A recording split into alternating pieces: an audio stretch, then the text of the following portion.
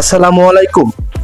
আপনি কি জানেন ভারতের 178 জন সৈন্য নিহত হন এবং তার বিপরীতে বাংলাদেশের মাত্র 3 জন শহীদ হন কোন যুদ্ধে? যদি না জেনে থাকেন তাহলে ভিডিওটি আপনার জন্য। আসুন শুরু করা যাক। স্বাধীনতার পর সিলেট অঞ্চলের পাদুয়া সীমান্তে 4 কিলোমিটার ভূখণ্ড হস্তান্তর করেনি ভারত, কিন্তু আন্তর্জাতিক নীতিমালা অনুযায়ী ওই ভূখণ্ডের মালিক বাংলাদেশ। পরবর্তীতে ওই ভূখণ্ডে রাস্তা নির্মাণ করতে যায় ভারতীয় border force. Bangladesh border guard BGB বা তৎকালীন বিডিআর বাহিনী তাদেরকে বারবার নিষেধ করা সত্ত্বেও তারা তা মানেনি। তাই পরবর্তীতে মাত্র এক রাতেই কাউন্টার অ্যাটাক করে বাংলার দামাল সৈনিকরা নিজেদের ভূখণ্ড দখল করে নেয়। এই ঘটনার মাত্র 2 দিন পর 2001 সালের 18 এপ্রিল পাদুয়া থেকে 800 কিলোমিটার দূরে কুড়িগ্রামের রৌমারী উপজেলার বড়াইবাড়ি সীমান্ত দিয়ে রাতের আধারে কাঁটাতারের বেড়া অতিক্রম করে বাংলাদেশ সীমান্ত প্রবেশ করে ভারতীয় বাহিনী। প্রবেশকৃত বাহিনীর সৈন্য সংখ্যা ছিল 500-এর কিছু বেশি এবং তারা ভারী সব আগ্নেয়াস্ত্র নিয়ে এসেছিল। আনুমানিক ভোর রাত 3:30-এর দিকে সাইফুল ইসলাম ওরফে লাল মিয়া নামক এক বাংলাদেশি কৃষক ধান খেতে পানি নিতে গিয়েছিল। তিনি দেখেন শত শত ভারতীয় বাহিনী বাংলাদেশে প্রবেশ করছে। ভারতীয় বিএসএফ এর একজন সদস্য হিন্দিতে সাইফুল ইসলাম ওরফে লাল মিয়াকে জিজ্ঞাসা করেন বিডিআর এর ক্যাম্প কোথায়।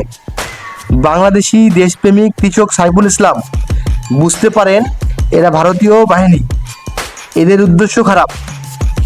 তাই তিনি বুদ্ধি করে বিডিআর এর ক্যাম্পের মতো দেখতে একটি পরিত্যক্ত বাড়ি দেখিয়ে দেন এবং বলেন এটি বিডিআর ক্যাম্প, এবং বিএসএফ সেটাকে ক্যাম্প ভেবে আগাতে থাকে।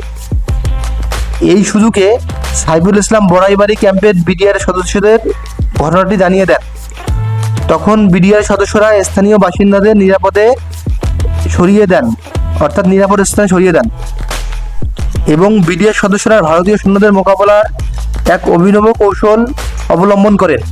বিডিআর সদস্যরা সংখ্যা ছিল মাত্র 8 জন, অপরদিকে ভারতীয় সৈন্য সংখ্যা ছিল 500-এর বেশি। তাই তারা সম্মুখ যুদ্ধের কথা না ভেবে স্মার্ট মডার্ন গরিলা কৌশল অবলম্বন করেন। কৌশলটি হলো প্রতিটি সদস্য গ্রামের ভিন্ন ভিন্ন জায়গায় পজিশন নেন। অপরদিকে বিএসএফ এবং ভারতীয় সৈন্যবাহিনীর সম্মিলিত সৈন্যরা সাইফুল ইসলাম দেখানো পরিত্যক্ত বাড়িটিকে বিডিআর ক্যাম্প মনে করে এলোপাতাড়ি গুলি করা শুরু করে। পরক্ষণে তারা বুঝতে পারে ভিতরে কোনো মানুষ নেই। তারা ভেবেছিল বিডিআর সদস্যরা মনে হয় পালিয়ে গিয়েছে। তারা বুঝতেই পারেনি বাংলার দামাল সৈন্যরা কখনোই পালিয়ে যাওয়ার পাত্র নয়, কারণ বাংলার প্রতিটির সৈন্যর থাকে অসীম দেশপ্রেম। তারা শহীদ হলেও দেশের 1 ইঞ্চি মাটি ছাড়তে রাজি নয়। কিন্তু কিছুক্ষণ পরেই ভারতীয় বাহিনীর ভুল ভাঙতে শুরু করে, কারণ বিডিআর সদস্যরা গ্রামের ভিন্ন ভিন্ন জায়গা থেকে মেশিন গান দিয়ে মিনিটে 700-এর বেশি গুলি ছুটতে থাকে। বিডিআর সদস্যরা এইসব মেশিন গান থেকে বিভিন্ন লোকেশন থেকে বৃষ্টির মতো গুলি ছুটতে থাকে। ভারতীয় সৈন্যরা ভেবে নিয়েছিল যে বিডিআর তাদেরকে চতুর্দিক দিয়ে ঘিরে ফেলেছে। মাত্র 8 জন বিডিআর জওয়ান এমনভাবে চতুর্দিক থেকে গুলি বর্ষণ করতেছিল, মুহূর্তের মধ্যেই তাদের অনেক সৈন্য মারা যায় এবং আহত হয়।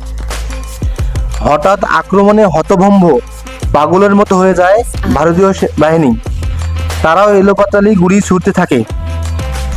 ভারতীয় বাহিনীর গুলিতে বাংলাদেশের 3 জন বিডিআর জওয়ান শহীদ হন। এর মধ্যে ল্যান্স নায়েক ওয়াহিদ মিয়া, সিপাহী মাহফুজ ও সিপাহী আব্দুল কাদির তারা শহীদ হন।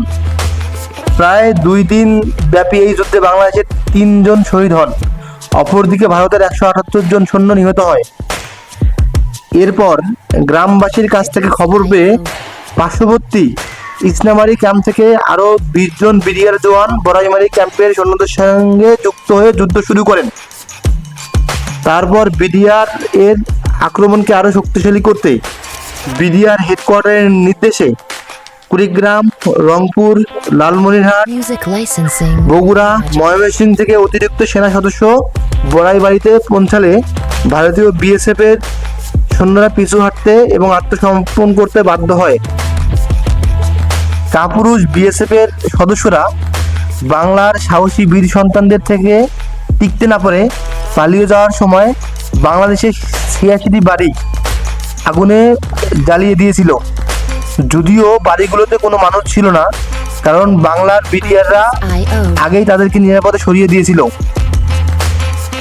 যুদ্ধের 2 দিন পরে বাংলাদেশের ধানক্ষেতের মধ্যে পড়ে থাকা 16 জন বিএসএফ এর লাশ হস্তান্তর করা হয় বিএসএফ এর কাছে। বাকি 162 জনের লাশ যুদ্ধের সময় বিএসএফ তাদের অভ্যন্তরে নিয়ে গিয়েছিল। ভারতের অভ্যন্তরের চাপের কথা চিন্তা করে বিএসএফ 162টি লাশের হিসাব গোপন করে বাংলাদেশে পড়ে থাকা 16টি লাশের হিসাব মিডিয়াতে প্রকাশ করে। যদিও বা প্রত্যক্ষদর্শীরা জানান ভারতীয় সৈন্যরা তাদের অনেক লাশ তাদের অভ্যন্তরে যুদ্ধ সময়ে টেনে নিয়ে যায়। পরবর্তীতে বাংলাদেশের সরকার বিএসএফ এর আক্রান্ত বাড়িটিকে বিএসএফ এর আক্রান্ত গুলির চিহ্নগুলোকে সংরক্ষণ করে এবং বাংলাদেশ সরকার ওই যুদ্ধে শহীদ 3 জন সৈন্যের স্মরণে একটি স্মৃতিসৌধ নির্মাণ করে। আজও বড়াইমারির এলাকার লোকজন তাদেরকে শ্রদ্ধার সঙ্গে স্মরণ করে।